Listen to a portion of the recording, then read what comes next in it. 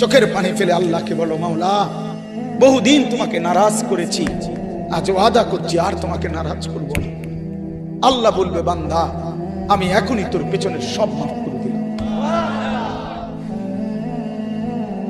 আল্লাহ বলে, বান্দা তুমি যদি রাত্রে আসো আমি রাত্রেই আসবো, তুমি যদি দিনে আসো আমি দিনেই আসবো। গুনাহ নিয়ে আসবা মাফ চাইতে রাতে, আমি আল্লাহ মাগফিরাত নিয়ে আসবো রাতে।